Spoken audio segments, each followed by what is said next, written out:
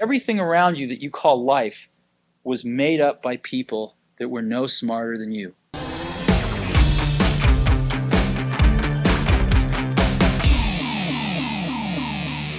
Hey, I'm Dave. Welcome to my shop. I recently stumbled across some old footage of a very reflective interview done by Steve Jobs for the Silicon Valley Historical Association. The interview was conducted in 1994, about the same time that I was moving from MS-DOS to Windows NT over at Microsoft. So for me, the video was at first pure nostalgia, but on a closer listen, what he was actually saying was some of the very same advice that I've tried to drill into my own kids. But since hearing from Steve Jobs is likely more compelling, I wanted to show it to them. The problem was the quality. It was recorded with what looks like to be a 1994 VHS camcorder on what had to be the built-in microphone. So I decided to take the original archival footage and clean it up, upscale it to HD, process the audio, remove the hiss, and make it more accessible for all folks. But all original credit for the footage itself belongs to the SVHA. Here's the very first clip, and it's one of the best pieces of advice I've heard in a long time. It's especially true in my own case, and we'll digest and talk about what he has to say as soon as we've seen it. So without further delay, here's Steve Jobs in his own words. When you grow up, you tend to get told that the world is the way it is, and your life is just to live your life inside the world, try not to bash into the walls too much, try to have a nice family life, have fun, save a little money. But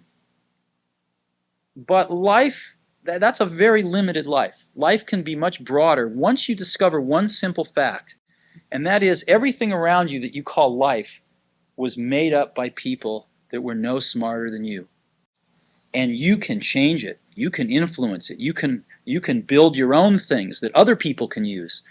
And the minute that you understand that you can poke life and actually something will, if you push in, something will pop out the other side, that you can change it, you can mold it. That's maybe the most important thing, is to shake off this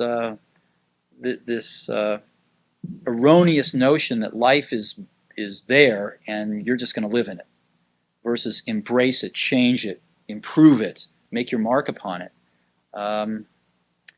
I think that's very important. And however you learn that, once you learn it, you'll want to change life and make it better, because it's kind of messed up in a lot of ways. Once you learn that, you'll never be the same again. When I was younger, I too was just along for the ride, taking life as it came and trying to handle it as it did. I wasn't doing much to poke life, and it sure wasn't poking me back. As but one example, I was a terrible student in high school. I don't just mean poor grades, I mean I cut so many classes that at some point it would have been weird and uncomfortable if I did show up, and so I was embarrassed and a little young and lazy, and so I just dropped out. There was no fanfare, there was no last-minute reprieve. The next day, I was out in the workforce. When you have no experience and no skills, but you need a job, you find yourself in the same types of places as I did, like working the graveyard shift at a 7-Eleven gas station. The only problem was you had to be 18 to work the night shift, and I really needed the job, and when I did, I was only 17. So I did what I did when I was 17. I lied and said I was 18, and I took the job.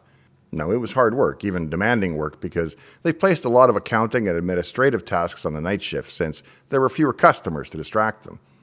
From dipping the gas tanks to the detailed accounting for controlled substances like cigarettes to simply doing the cash register books for the whole day, you had to be fairly smart to do the job. In fact, 7-Eleven seemed rather dependent on an endless string of reasonably clever and responsible folks that simply lacked for any better opportunities.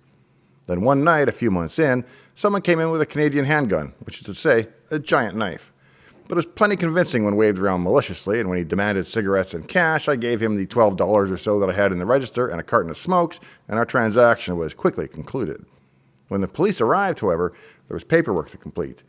Now, I wasn't going to lie to the police about my age. I was an opportunist, but I wasn't stupid, so I listed it accurately as 17. I had made my own luck for sure, but in the wrong direction. When management was made aware of it the next day, I was let go with even less fanfare than was involved in leaving school, which is to say, none at all. At this point, I had no education and very little work experience. Better mousetrap or not, opportunity was not beating a path to my door. I bounced around a few industrial jobs over the next couple of years, ultimately winding up working in a paint warehouse. One day, I was overcome with a particular thought about my life, that next time I would do things differently. And with that, I was immediately struck by the realization that there is no next time. My life was my trip, and it was the only one I was going to get. I decided then and there to do something about truly starting it. But I hadn't even finished high school yet. Working man, huh? Been thinking about getting back in school, though, man. Back in JC, something like that? Yeah, man. The first hurdle then was getting back into school. I dug out the old textbooks that I had conveniently forgotten to return, and I studied up on the first chapters of each so as to not look completely lost, and I drove down to the local high school. The man who was now the principal, Mr. Grazina, had been my algebra teacher in the past, so he'd seen me at my worst. There were several other problems, not the least of which was that I was too old. By now I was 21 years old, and most people would be directed to simply get a GED, or good enough diploma, as they call it up there. I wasn't even sure I could do that on my own with my limited industriousness. I felt I needed teachers in a regular environment. I had an answer for every objection. When I had addressed them all, only one remained. There simply wasn't room. The school was full. So I asked how many people could be expected to drop out during the school year. And I forget what the number was, but I asked if I could be placed on a waiting list so that if it did happen, I could take their place. So by this point, I guess they realized I was serious, and to my eternal gratitude, Mr. Grazina relented and let me in. That's what I love about these high school girls, man. I get older, they stay the same age. Yes, they do. Yes, they do. So of course, I started dating a high school senior, but it's okay because we've been married for 28 years now. When I finished high school, I went on to university. I still had to pick up a few remedial classes that I was short, but I did well because now I wasn't just handling the work that came my way. I was aggressively chasing excellence as best I could. Whether I was the top computer science student those years is a question for future historians, but for now, let's just say I did well and I was offered large grants to do my graduate studies there. But ultimately, I turned them down. I was ready to start poking life and seeing what would pop back out. Let's turn to Steve for the reasons why. Now, I've actually always found something to be very true, which is most people don't get those experiences because they never ask.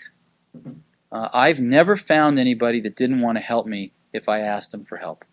I always call them up. I called up, this will date me, but I called up Bill Hewlett when I was 12 years old, and he lived in Palo Alto. His number was still in the phone book.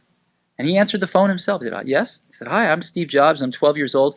I'm a student in high school, and I want to build a frequency counter. And I was wondering if you had any spare parts I could have. And he laughed, and he gave me the spare parts to build this frequency counter, and he gave me a job that summer in Hewlett-Packard, working on the assembly line, putting nuts and bolts together on frequency counters. He got me a job in the place that built them. And I was in heaven. And I've never found anyone who said no or hung up the phone when I called. I just asked. And when people ask me, I try to be as responsive, to pay that debt of gratitude back. Most people never pick up the phone and call. Most people never ask. And that's what separates sometimes the people that do things from the people that just dream about them. So what's the message here? Just start cold calling people for opportunities? Well, not exactly. People who have success or privilege or power are not eager to give it away to random strangers. So if you walk up and ask for $1, you might get that dollar, but not much more. First, you have to have your own ducks in a row. You need to know what your goal is and what stands in your way, and you need to be rowing your own boat upstream as hard as you possibly can. But when you're doing all that you can, sometimes it's easier to phone a friend for help, even if you don't know that person is a friend yet. It's something I've done numerous times, but I'll give you just one example. I'd said earlier that I declined the graduate scholarships to continue my education after completing my degree, but why would I do that? Well, the main reason is that over the summer, while interning at the phone company and selling those newfangled 10-base-T network adapters in their desktop PCs, I used to eat my lunch in the mall food court with the old and the bored. But I was neither. I read everything I could, and one book I read was called Hard Drive, Microsoft and the Making of Bill Gates. Now, the stories of Bill, and more important, of the company as a whole, were enthralling to me. He was made up of people doing what I wanted to do, and the only way I was going to get to do it was if I worked there. But I was in Saskatchewan, and while, of course, I'd long since sent my resume to their general recruiting, I never did hear back. Some would then be content to say, well, I applied, I did what I could. But I wasn't satisfied. One of the key pieces of advice I give to young people who have autism is to sell your work and not yourself. The only way I was going to get to do that and get in is if I could talk to a developer and wow them with my coding skills, as my chances of wowing the HR people with my personality were pretty low. How was I going to get into Microsoft's side door? Well, I'd written a piece of software that I had been selling to get myself through school, and we used those little registration cards where people would fill out their name and address and email so you could notify them about updates. I took the liberty of looking for everyone and anyone who registered with a Microsoft.com email address. I narrowed it down to just a couple of people, and I reached out. As was Steve's experience, I was not rejected out of hand. The developer I reached was named Alistair Banks, and he in turn connected me with Anthony Short, who passed my CV along to the development manager of MS-DOS, Ben Slivka. After a phone interview with Ben, I was flown down to interview with the whole team, and I was ultimately hired to become a developer on MS-DOS itself, and the rest is history. But why are older people in your area of expertise often quite willing to help a stranger? Well, a few things need to be true. As I said earlier, you must have your own ducks in a row, you must have your life in order, and you must have a clear idea of where you're trying to get next and what stands in your way. And the more you can project an honest sense of humility combined with talent and ambition, the more amenable you'll find them to be, at least in my experience. My theory as to why is this. Once someone has accumulated power or privilege or authority, they're often eager to share a leg up with people who remind them of themselves. Not in appearance or mannerisms, but someone who is trying to do some of the same things in their youth that person also struggled with at the start of their career. If you appear as a worthy candidate, they will often heap opportunities upon you, and if you successfully take advantage of the start they give you, you sincerely thank them and then you ask for another. Success breeds success.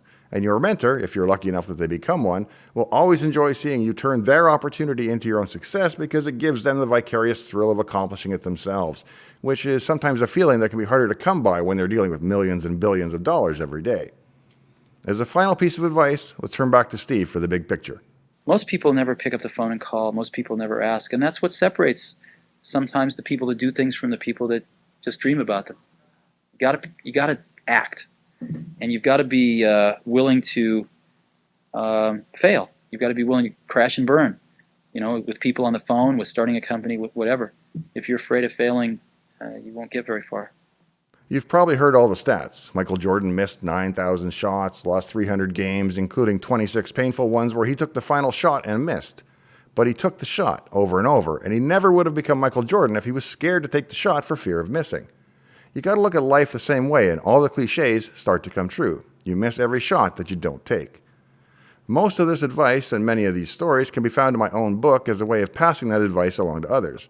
The book has the awesome clickbait title of Secrets of the Autistic Millionaire, but it's everything I know now about autism, Asperger's, and ASD that I wish I'd known back then.